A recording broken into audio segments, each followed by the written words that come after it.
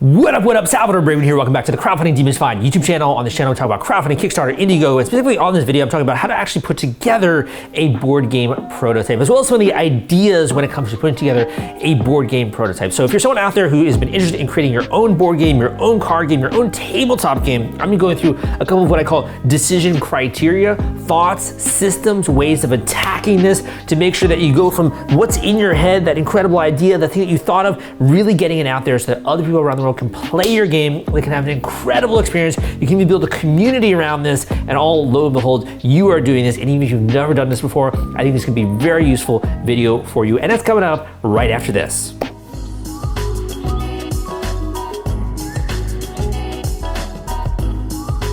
Again, my name is Salvador Briggman. So I've been in the crowdfunding industry since 2012. I've written the book, The Kickstarter Launch Format. I put out blogs, podcasts, YouTube videos, interviewing as well other people out there who are being successful and smashing their goal when it comes to Kickstarter. And I think that one of the things I really bring to the table is learning how to systematize processes. Really, one of the things that I think that I do is I help unlock success when it comes to my coaching students. How do you become a winner, right? When it comes to actually putting out a tabletop game, putting out a card game, putting out a board game. So you've been wondering how to actually create your prototype. That's really what I want to talk about in today's video, and kind of talk about it in a way that I've never seen anyone cover this topic before, so I hope that you enjoy this. So I'm going to talk first about the inspiration process, okay? So board game creation is part creativity and part science. It's part logic and part emotion. It's part kind of coming up with different ideas and also putting that in a format that is designed to work. So a lot of my students, when they're actually coming to me and being like, Sal, how do I get this board game off the ground? Hey, Sal, how do I raise money for this when it comes to a Kickstarter campaign?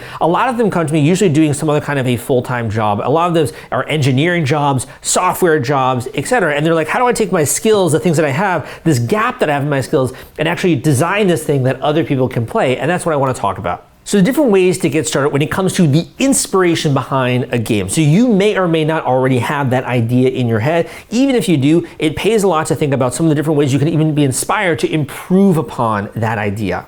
First one is gameplay. Gameplay is that you've seen something really interesting, or you've thought of some kind of interesting game mechanics. So there's actually game mechanics that go behind creating a board game, creating a tabletop, creating a card game. So the actual mechanical play behind that game. That's more obviously the engineering mindset. So maybe you've seen something in another game that you really liked and you thought of an interesting way you could apply this to a whole new project. Maybe you came up with a whole new kind of game mechanic in your head and you just haven't been able to get that out. It's been like this obsessive idea in your head. That is one of the ways in which you can have inspiration behind a new game. Second is the story. So you fell in love with some kind of a story or characters, or you fell in love with some kind of IP, right? Intellectual property. And you're like, I want to make a board game out of that intellectual property. Maybe I don't own the intellectual property, but I want to work with whoever owns that to actually create some kind of a game. So you fall in love with the story, or it could be a story that you yourself design. And that begins like the whole germ of the idea, and everything kind of flows from there. So story is another big element of inspiration. The next is the actual topic. And I've seen so many actually successful Kickstarter campaigns. You go back into my archives, my podcast, guys who just got really enthusiastic about how do you actually film movies? And they decided to create a card game, a board game out of how to actually film movies. Other topics might be like Monopoly, real estate, actually teaching a concept like this. Robert Kiyosaki was like cash flow quadrant, if you will. You might also get obsessive about a particular topic. You want to in some way involve players in that topic. Other kinds of things would be like a nature game where someone who's playing this is also learning really interesting facts about nature. Other topics might be an actual subject, right? Or an actual kind of niche, if you will, like party games. So you might become obsessive about a particular topic, and that might be the germ of your inspiration that you are moving forward with. The next one, and I do not see this usually as the kind of the germ typically of the game. However, this, again, there are a lot of people out there who do kind of latch onto this, and this is the actual artwork. So you might meet an artist whose style you love and you admire. Or you might be playing a particular game and you love and you admire that particular art style. And I want to take this beautiful art, I want to put this into a card game or a board game of some kind, and I want to make something out of this. So the artwork as well can kind of be a little bit of inspiration in that way. And the last one, before we move on to some of the more bread and butter mechanics of putting together a prototype, is community. So community is just your players, the people that you're making this for. So a lot of the times people will get very obsessive about the product itself. So whether that's the game mechanics, whether that's the story, whether that's the artwork like we talked about, etc. But other people will get obsessed with the community of players. Who are they making this for? Who is the end customer? Who is the player that's going to be using this game, making memories, and also kind of building a community, if you will, beyond this game, around this game. So you could also get obsessive about the actual community. Maybe you are a part of that community, and thus you know that this sorely needed game must exist in the world, but community sort of fanaticism or obsession is another way in which inspiration tends to flow. So with my coaching students, this is typically where they begin. And then the kind of thing is like, okay, Sal, I got this obsessive idea. I got this incredible idea, right? How do I bring structure to this madness, right? How do I bring structure to all these emotions, this inspiration that I'm feeling? It feels like I'm bouncing off the walls, right? With this idea, how do I bring structure into it? So that to me is typically where the next process begins. So people who kind of begin with the second bit first, they maybe have a great idea or know how to execute it, but they might not have the actual emotional wherewithal or motivation to plow forward and to actually get this thing made. So they're very intelligent, super smart, but they don't just have enough, desire or motivation to really plow forward with this project, or they're already a successful creator, they already know the entire process, and they're just executing on it. It's more of a business move, right?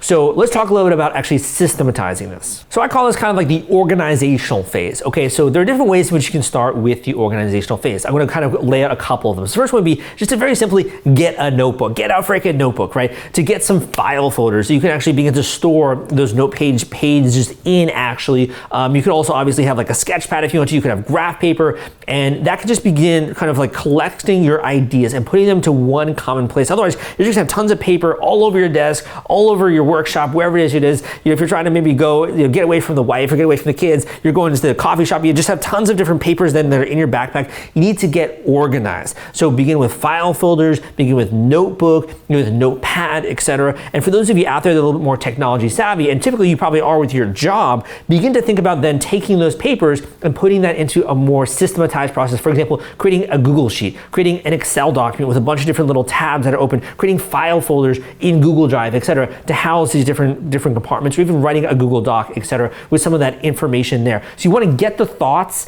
out of your head.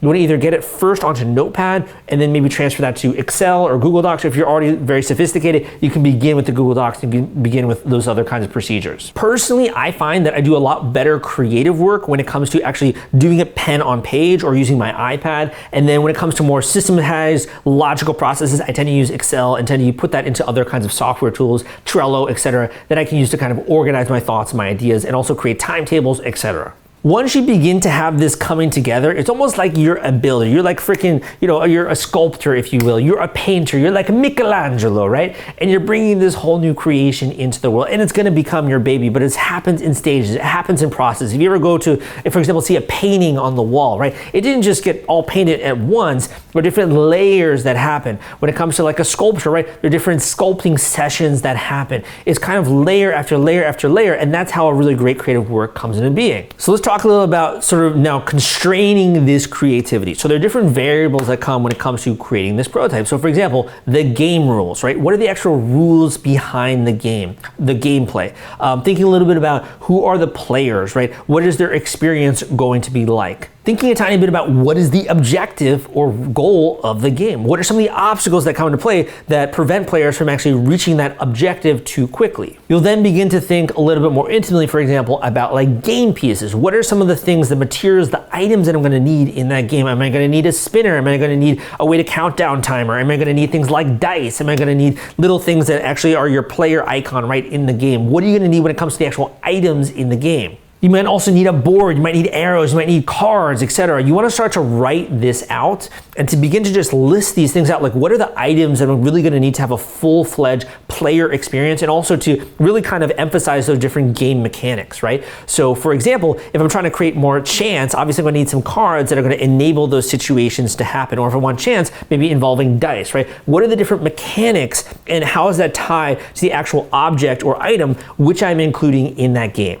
Now, when I begin to talk about this, it can become very overwhelming. So I think that actually a really great exercise is to look at other games that you love playing and start to just understand them and diagnose them. How can I reverse engineer this game? For example, the game of life or the game of Monopoly. What are some of the items that are included? Obviously, you have game pieces, right? You have cards, you have dice, you have a board. There are different flavors and types of cards as well to create different chances depending on what spot you're actually landing on. You'll also have money, paper money, a way to actually keep track of the actual game points, etc. So look at the games that you like and put them through this kind of framework or this lens in which you're viewing the different variables that went together to actually play that game. As well, think about what are the elements that you enjoy about the game. Do I enjoy the element of chance? Do I enjoy the element of scoring points, right? Do I enjoy the element of kind of feeling like I'm winning or how other players are losing? How many players are actually involved in this game? What is the overall objective of this game? So for me, I love the element of chance, right, when it comes to Monopoly, because otherwise it'd be kind of boring.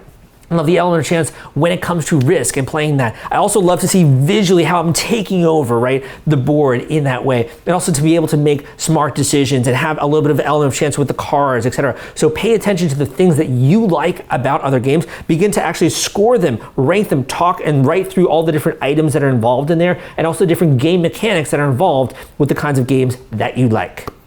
Want to take all the stress out of fulfilling your Kickstarter rewards? Fulfillrite is the turnkey solution that puts product delivery on autopilot. The Top Campaigns uses trusted high-tech provider to store, package, and ship their products. Focus on growing your business. Leave shipping to the experts. Don't wait. Get a custom quote from Fulfillrite today. Link in the description. Okay, so at this point in time, you have a rough idea of what this game is going to be. Now, this is not the time where you're like, okay, the game is finished, right? This is not the time to be like, okay, this is how it's going to be. Now, this is so freaking difficult for any creative out there, even if you're like a writer or you're a podcaster or you're any other kind of creative that's out there, it is so hard to do this, but you need to be willing to be flexible. Be flexible with the idea, right? Like you're a supple tree that's blowing in the wind, a supple palm tree, okay? You're not just some rigid oak that can't move at all when the wind happens, is gonna like break and fall over, okay? You wanna make sure that you're very flexible with this idea at this point in time, because right now you're just gonna kind of come into contact with other human beings. So this is the point where you begin to do play testing, okay?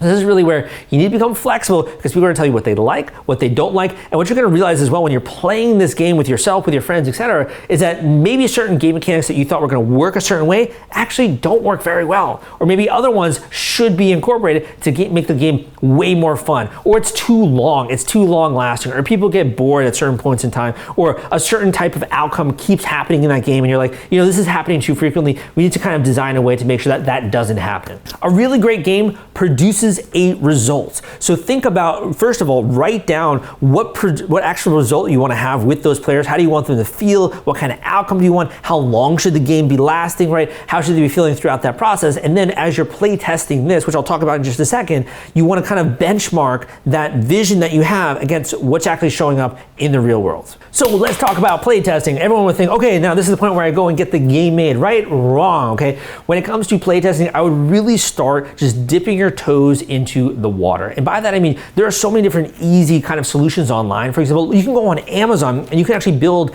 a game kit. You can grab a game kit on Amazon for like 30 bucks, 40 bucks, and you can make and play test a game right then and there. They'll give you the game pieces, they'll give you cards, you can customize all that stuff. Really easy just to make a prototype. I've had other coaching students who will literally just print out paper, will write on the cards, write on the paper, and create the game that way. So not everyone has to go through this exact process that I'm outlining. Obviously, this is just my thought process here, but this is an easy way to begin to get rapid feedback on your game if you're using playtesting and you have a game prototype. It doesn't have to be the finished artwork by any means. It doesn't have to be the full-fledged, rich version which you're going to unveil into the world, but it will give you an idea of game mechanics, gameplay, how players are feeling, etc. It actually gets your thoughts onto this actual prototype, right, which you can then play with other people. And again, using products out there like game kits on Amazon are a really easy way, and I will link down below as well to what I'm mentioning here. Really easy way to begin to get started. So we'll go down below to the link in the description if you want to check out some of those different game kits available on Amazon as well as other sites. Very easy to begin to get, creating something you can play test, creating that prototype, and getting started soon. So at this point in time, and like I said, I'm gonna kind of think of this as like baking a cake. If this is a recipe, I'm putting the recipe down below in the description, right? So at this point in time, you have a few different options in which you can do. The first is that you can kind of begin to work on the artwork. So once you get the gameplay down, once you get everything down when it comes to play testing, maybe you even have print and play version, right, of the game at this point in time. It's really kind of up to you. I would think more intensely about the artwork, the game style, and a little bit more seriously about the business of creating a board game, creating a card game, putting a game out there for people to buy online.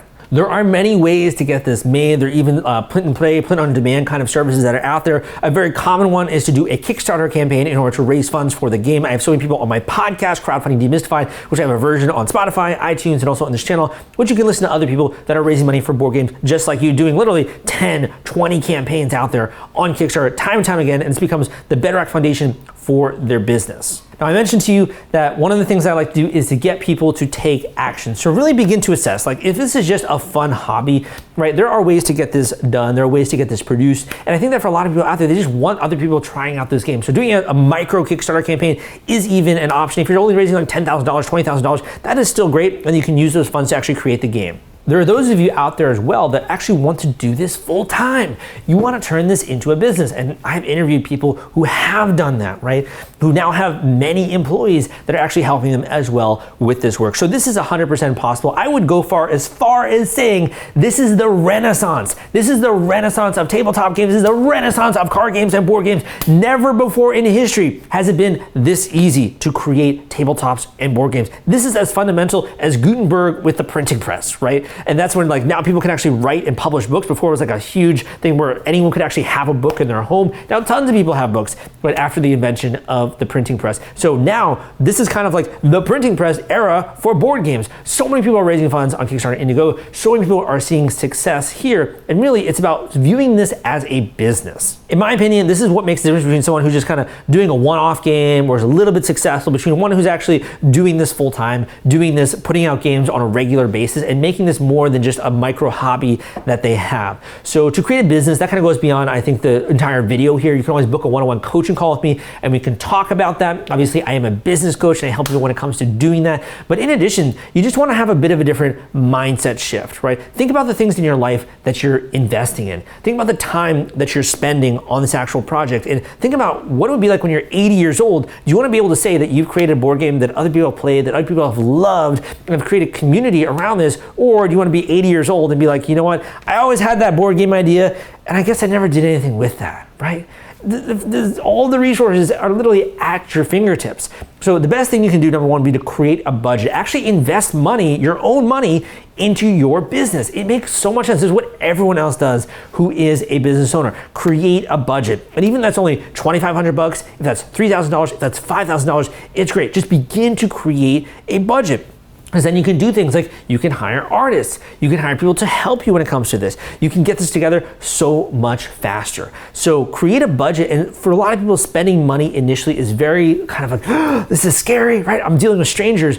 But I would tell you, so many of my students are like, Sal, I wish I had done this sooner. Like obviously there are some people out there who don't produce great work, but if you have an artist that you love and you can afford them, why not get them to begin to create art for your game? If you have a coach that you love, why not start working with them? If you have anyone out there who can help you, why not begin that process of turning this vision into reality? So if you want to learn more about actually raising money for a game, go and check out my book, The Kickstarter Launch Formula. You can always book a one-on-one coaching call with me below. And also when it comes to this, I'm going to link to some different game kits and some information kind of just for getting started, some of those different useful tools down below as a link in the description. But thank you so much for listening. My name is Salvador Briggman. I hope you enjoyed my teaching style, the way that I kind of break things down a little bit, think of things a little bit differently. Leave a comment if you did enjoy this video, and I will see you next time.